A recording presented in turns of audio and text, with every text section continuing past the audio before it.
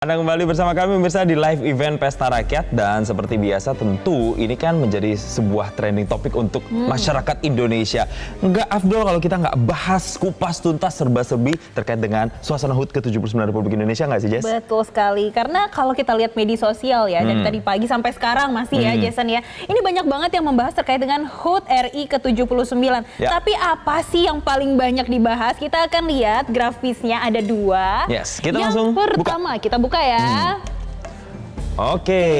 Upacara 17 Agustus yang pencariannya hingga sampai saat ini sampai 20.000 pencarian. Iya, apalagi kan kita sudah merayakannya di dua lokasi berbeda ya, Jakarta dan juga IKN. Nanti akan kita bahas. Tapi selain itu, ada juga nih yang kedua, Hari Kemerdekaan Indonesia. Ini cakupannya lebih luas lagi. Ternyata yang cari itu juga di Google Trends sampai dengan 20.000 pencarian. Kita bahas mungkin yang pertama di upacara 17 Agustus yang terlebih dahulu ya, di mana pemirsa dalam suasana HUT ke-79 Republik Indonesia ini pencarian soal 17-an kan memang menarik perhatian masyarakat, dan kita tahu bahwa saat ini juga rangkaian upacaranya dilakukan, dan yang menarik Presiden itu juga sudah di sana bersama dengan sejumlah tamu penting. Sementara kalau di Jakarta itu dipimpin oleh Wakil Presiden Maruf Amin dan juga sejumlah tamu penting. Jadi menterinya pun dibagi dua, ada yang di IKN, ada yang juga di Jakarta. Nah, jadi pemirsa, ini juga pertama kalinya ya dalam sejarah kalau upacara 17 Agustus ini digelar di dua lokasi berbeda. Tadi Jason sudah menyampaikan nih,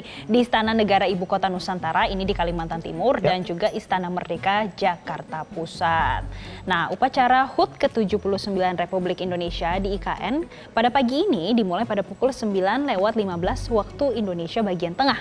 Sedangkan kalau di Jakarta ini dimulai pada pukul 8:15 waktu Indonesia bagian barat. Betul, dan memang secara hybrid ya kalau untuk yang di Jakarta, jadi mengikuti rangkaian yang ada di IKN karena memang untuk penaikan benderanya itu dipusatkan di IKN. Sementara kalau di Jakarta itu tadi diisi dengan hiburan-hiburan ini nih, seperti ini nih, ada tarian-tarian, kemudian itu juga tadi ada penampilan-penampilan nyanyian, lagu-lagu kebangsaan dari sejumlah musisi, ada Vidi Aldiano, ada juga teman-teman dari Gita Bahana Nusantara yang setiap tahunnya ini menampilkan bakat-bakat pemuda-pemudi terbaik dari seluruh wilayah Indonesia.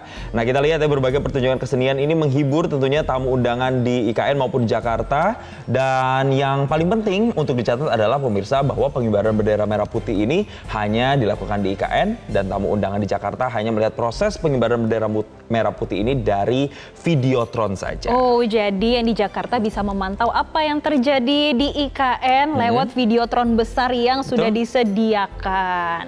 Nah, meski demikian pemirsa, bendera merah putih di Istana Jakarta tetap dikibarkan nih sejak pagi tadi walaupun tanpa ada prosesi khusus. Betul, dan untuk acara utamanya sendiri memang sudah dimulai 10:15 waktu Indonesia Tengah, yang diawali dengan penyerahan duplikat bendera pusaka dan salinan teks proklamasi di IKN oleh Kepala Sekretariat Presiden Heru Budi Hartono. Terus kemudian pemirsa ada Kashina Ozora yang menerima duplikat bendera pusaka, sedangkan Keila Azahara Purnama menerima salinan naskah teks proklamasi, Jessica. Yang mana sebelumnya duplikat bendera pusaka dan salinan teks proklamasi diberangkatkan dari Jakarta ke IKN pada Sabtu 10 Agustus ini pada pekan lalu ya pemirsa. Yang mana rangkaian upacara berlanjut dengan peringatan detik-detik proklamasi peringatan yang dimulai pada pukul 11 waktu Indonesia Tengah di IKN dan 10 waktu Indonesia Barat di Jakarta. Betul. Nah, kita mau lihat dulu kali ya seperti apa sih detik-detik pengibarannya pada saat tadi dikibarkan begitu ya. Boleh mungkin kita melihat lagi, recap lagi. Nah, ini dia pemirsa, detik-detik pengibaran bendera merah putih di IKN yang diikuti seluruh peserta di IKN, Istana Merdeka Jakarta, hingga seluruh masyarakat secara online, baik yang menyaksikan di televisi maupun yang juga menyaksikan secara streaming.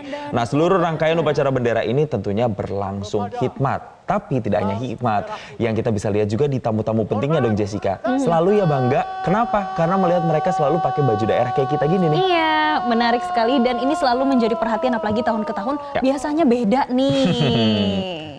Nah, kalau ini kita masih menyaksikan ya bagaimana hikmatnya pengibaran bendera merah putih di Istana Negara di Ibu Kota Nusantara, yang juga dipantau ya lewat videotron di Istana Merdeka di Jakarta.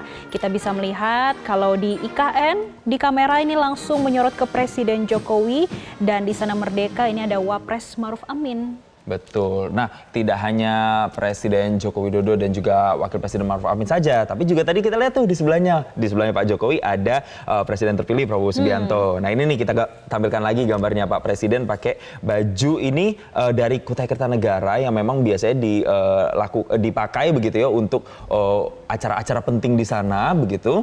Ini khas Kalimantan dengan warna hitam dan juga beraksenkan emas gitu ya. Ini menunjukkan sekali bahwa memang tempatnya saja sudah di Kalimantan gitu ya. Jadi baju yang dipakai Presiden pun adalah khas dari Kalimantan Timur. Nah, selain ada Pak Jokowi, tadi di sebelahnya juga sebelumnya ada gambar Presiden terpilih ya Prabowo Subianto yang juga tadi ada di sampingnya begitu ya. Dan kalau di Istana Jakarta itu tadi Wapres didampingi juga dengan Wapres terpilih yaitu Gibran Rakabuming Raka.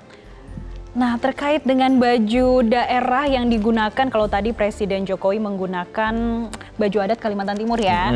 Kalau tadi kita lihat juga ada Presiden terpilih Prabowo yang menggunakan beskap Jawa. Nah, kalau Wapres ini juga menggunakan baju adat dari Kalimantan. Nah, gimana sih komentar para netizen terkait dengan baju adat yang digunakan selama prosesi 17 Agustus pada hari ini? Nah, kita lihat ya dari Instagram dari Farisak, mantap baju kostum dari Kesultanan Kutai Kartanegara dipakai Pak Jokowi dan Bu Iriana. Bangga. Bangga ya. Kemudian ada juga dari Munli, Istana Negaranya megah banget ya katanya gitu. Penasaran juga nih kayaknya ya.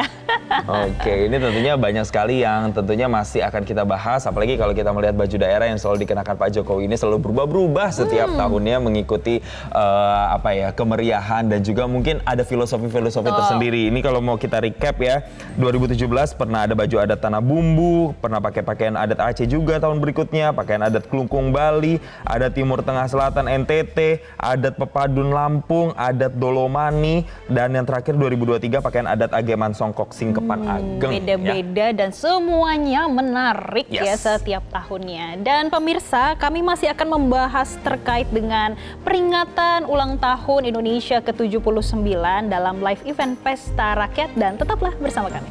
Jelajahi cara baru mendapatkan informasi. Download Metro TV Extend sekarang.